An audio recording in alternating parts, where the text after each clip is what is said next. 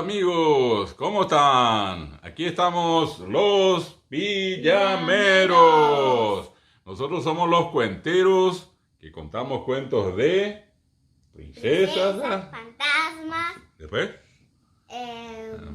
normales, de sí. princesas, de hadas y de todas esas cosas. Muy bien.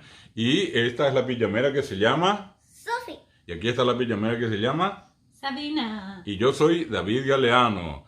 Hoy no están con nosotros porque se quedaron a dormir en su casa. Le vamos a cobrar la siguiente a Ale y a Fer, a Alvarito, a Adri y a Maxi. Y entonces nosotros vamos a contar los cuentos por ellos. No se olviden, nosotros somos los Villameros.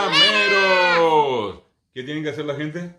Darle like y suscribirse. Muy bien, muchas gracias. Había una vez unos niños llamados Sophie, Ale, Fer, Alvarito y Adri. ¿Y? Y Maxito. ¡Oh! El bebé. Sí, el bebé. El más pequeñito, aunque también el más fuerte. Y una vez estaban ellos en una playa. Después se hicieron de tarde y todas las personas se fueron.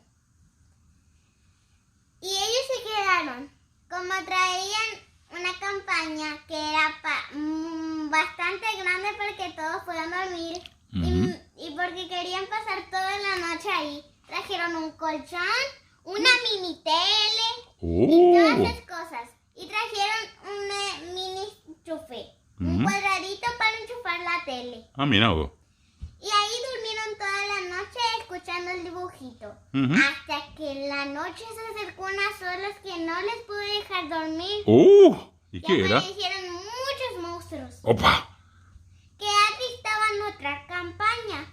Pero como sus papás se fueron, ella se quedó solita a dormir en la campaña con Alvarito. Pero Alvarito se mudó sin darse cuenta de su hermana que también se tenía que ir. Pero en la noche apareció un monstruo. Le asustó demasiado a Adri hasta que golpeó nuestra campaña antes de que la agarre el monstruo. Mira vos. Abrimos la campaña y se metió a drenar rápido y tomó agua. ¿Tomó agua? Después, en la noche, ella se durmió y en el día siguiente comieron muchísimas cosas. Opa. Como papas fritas, hamburguesas, un fideo y muchísimas cosas. Mira vos. Sí. ¿Y huevos fritos también? Una cosa, sí. Ah.